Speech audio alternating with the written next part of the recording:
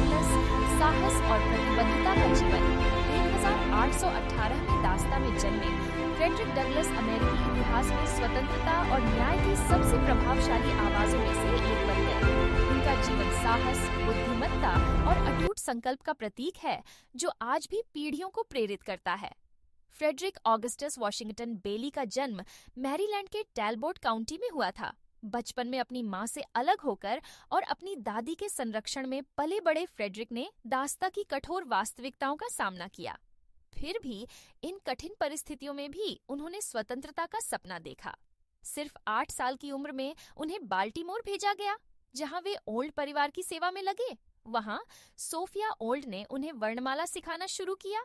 लेकिन जब उनके पति ने इसे मना किया, तो फ्रेडरिक ने महसूस किया कि साक्षरता ही स्वतंत्रता की कुंजी है।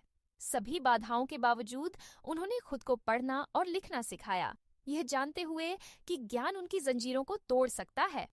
1838 में 20 साल की उम्र में डगलस ने स्वतंत्रता के लिए साहसिक भागने का प्रयास किया।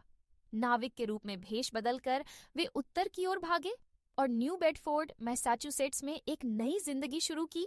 वहां उन्होंने अपना नाम फ्रेडरिक डगलस रखा, एक ऐसा नाम जो जल्द ही इतिहास में गूंजने वाला था।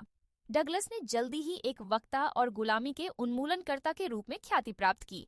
उनके भाषणों ने दर्शकों को मोहित कर दिया, नस्लीय हीनता के मिथकों को खारिज कर दिया और दासता की भयावहता को उजागर किया। 1845 में उन्होंने अपनी पहली आत्मकथा प्रकाशित की, narrative of a life on a Frederick Douglass, an American slave. यह क्रांतिकारी पुस्तक बेस्ट सेलर बन गई और वैश्विक स्तर पर उन्मूलन आंदोलनों को प्रेरित किया।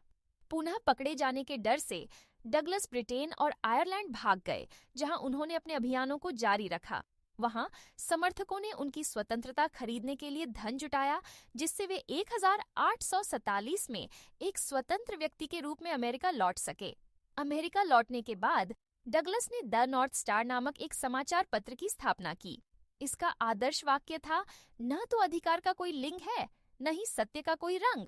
ईश्वर हम सभी का पिता है और हम सभी भाई हैं। अपनी लेखनी के माध्यम से डगलस ने दास्ता के उन्मूलन, महिलाओं के मताधिकार और सामाजिक सुधारों को बढ़ावा दिया।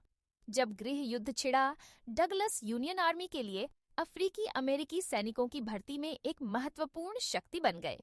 उन्होंने राष्ट्रपति अब्राहम लिंकन से मुलाकात की, अश्वेत सैनिकों के साथ निष्पक्ष व्यवहार की वकालत की और दास्ता के उन्मूलन के लिए अथक प्रयास किया।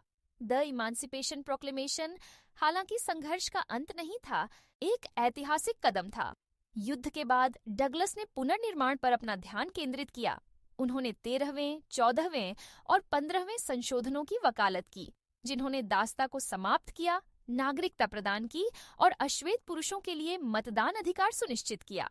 उन्होंने महिलाओं के मताधिकार आंदोलन के प्रति भी अपनी प्रतिबद्धता बनाए रखी और सुसान बी, एंथनी और एलिजाबेथ कैडी स्टैंटन जैसी हस्तियों के साथ काम किया।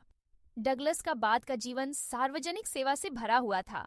उन्होंने वॉशिंगटन डी.सी. के लिए यू.एस. मार्शल, डीड्स रिकॉर्डर और यहाँ तक कि हैती के लिए यू.एस. मिनिस्टर रेजिडेंट के रूप में कार्य किया।